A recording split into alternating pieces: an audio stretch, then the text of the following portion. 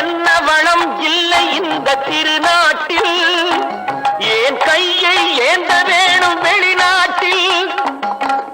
ஒழுங்காய் பாடுபடு வயல் காட்டில், ஒழுங்காய் பாடுபடு வயல் காட்டில்.